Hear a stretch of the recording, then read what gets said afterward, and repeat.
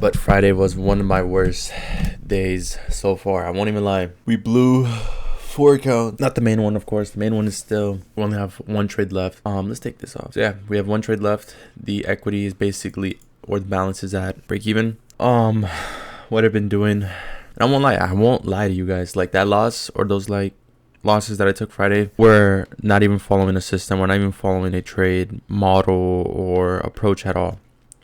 And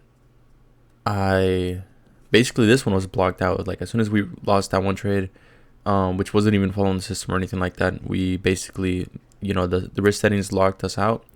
And so what I did was I took the other ones off the copy trader, and then I started trading those, and then it just led to a spiral of me again just trading.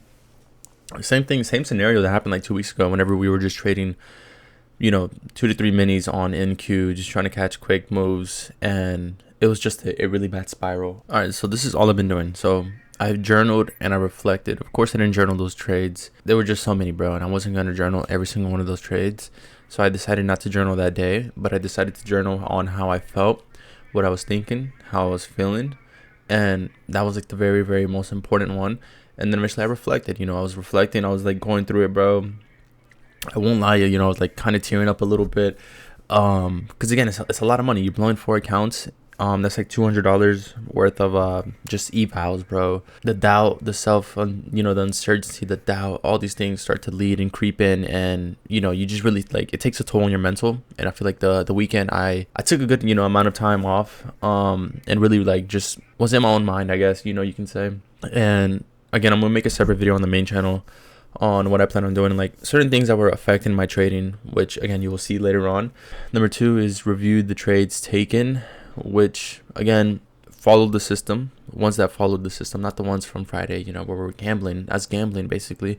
I reviewed the trades that I've been taking on a consistent basis for the past 3 weeks, even the losses, of course. And then I just analyzed, like, what am I doing right? What am I doing wrong? What can I improve? And after that, I went to backtest. I backtested my system even more, collected data, and again, doing the same thing. I reviewed the losses and I'm reviewing the wins. I still have to do that, but I'm going to do it today. Because I was backtesting this weekend, and I've been reading books. Let me show you guys which books I'm reading. This is the one I'm reading right now, Emotional Intelligence, and then eventually Master Your Thinking. This one is by far one of my favorites so far. And of course, I have more books. I have other things too going on. I'm gonna be showing the vlog outside of here, but let's go over these trades. And yeah, let's I want to go through Friday first, but yeah, let's go through this. I guess let's go through the 4-hour time frame. So on the 4-hour. 4-hour time frame, we didn't have anything here on YM, but I think on NQ. So on Friday, we just, again, this is all low resistance. I won't lie. I wasn't bearish. I was bullish, of course, after NFP in the 1-hour time frame. You can see the market just spiked up, pushed up higher. This is what I was looking at, but we never got it, and I just started to spiral out after that. So we had a 1-hour EBP, and then this is where the market opened, and I woke up way too late for that, to even take a trade here, and this pissed me off. It pissed me off as soon as I missed this trade right here. I missed this long, and eventually I woke up somewhere around here, around 9:50, and I was just pissed. I was pissed. I missed market open because I knew we had 9:45 news, so I was like, all right, I'm gonna wake up a little bit before that or a little bit after that to then eventually look to take a trade. I was wrong. I was damn near wrong. That shit did not impact the market as much as I thought it would. And yeah, we had SMT at these lows with ES. And NQ did manipulate these lows. And this for like up right here, that would have been the best trade right here. Right there. Stops like at, you can use the rejection block low. That's what I've been realizing more recently. I've been putting my stops at the rejection block low, but if we have like such strong displacement after forming the SMT, I would usually leave it like right there, not too tight. And at times, I won't even lie to you guys, I just put that shit right here, put the shit at the inversion low if it's something like this. But here I would like have some breathing room. But even then, you don't even want to see it go back down, sweep the low one more time, and then push up higher after forming some form of SMT and manipulating here. Because again, you're manipulating and taking out sell side. The market should have strong displacement to the upside, and that's basically what happens here. And this is like a clear 1 to 2 trade. But a lot of people are gonna be like, oh wait, we had a 5-minute inversion, or we had this inversion, we had this inversion. But Once you have SMT, you're inside of a higher time frame, area of interest or POI. You don't want to be having any sort of bearish PDRAs on the higher time frame waiting to get inverse. I'm just being truly honest. Because again, like that should give you strong displacement to the upside, or what was it, a 3-minute? Yeah, this 3-minute inversion. Look, you can see if you're entering all the way up here, you're way too late to the game. Way too late. The market pushes up, and then actually it completes that. Not really worth it. Not really worth it. If we go to the 15-minute time frame, again, it forms another one. So you want to be entering before it forms on that, and that's why the SMT is so crucial. But even then, that sweep is really, really good. Defense.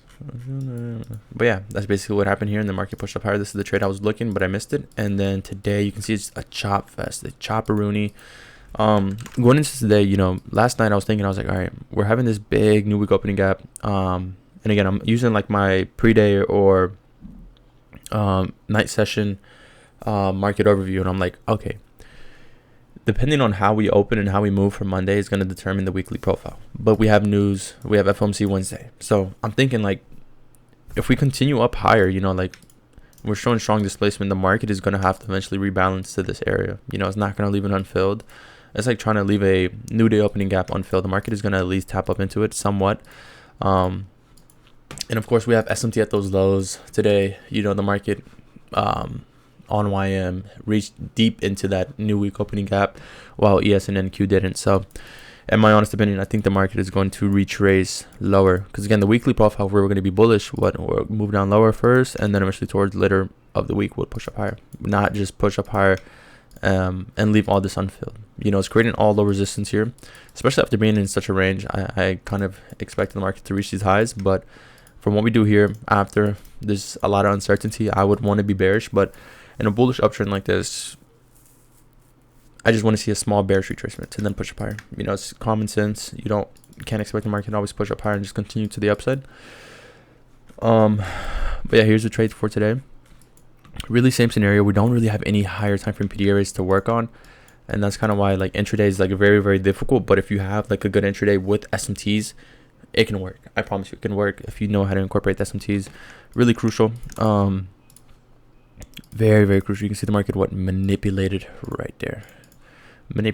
Swept the low, pushed up higher, but I wasn't able to find my trade of the day here. And I just called it a day there after that. I'm not gonna sit here, wait, like I'm not gonna sit here and watch the charts on a Monday, just waiting. I'd rather go back test, start reading, planning my video for the series I'm about to start on the main channel. But yeah, after that, we just formed a bunch of manipulation here, and I was looking at YM for sure, because YM was manipulating a lot more than the usual. And this is like what I mean. You can see YM is filling majority of this fair value gap. New week opening gap. We did also have a 1 hour PDRA. We also swept below, and then right here. But the market just completed it way too soon, bro. It just ran up there without me. And on the 1 minute, I was looking at it right here, waiting for that. I was expecting the market to retrace lower, to then eventually form an inversion, push up higher, enter off of the inverse. Beautiful delivery. It would have been better if there was SMT at the lows too. That would have been an A+ right there. But the market just never gave it to us, and so we just didn't take anything. As you can see, the market just continues to the upside. Everybody would be like, wait, we had a breaker here though. Why don't you just enter off of the breaker? And of course, you could use the lower time frame breaker. I would have used the lower time frame breaker, but again, it's a Monday. I'm only got one trade in me, bro, before I blow this account. I'm not trying to freaking trade on a Monday, and I'd rather collect more data, backtest, do this and that, And again, we're at all-time highs with nothing to the left of us. Yeah, we're at all-time highs, bro. So much uncertainty is here, bro. There's just no point. I'd rather go backtest, journal, do this and that, and review my trades. I'm still gonna put in those, but here also, this is very, very high probability. That's pretty much really it for today. Called it a break-even day, not much. Let's go right here. So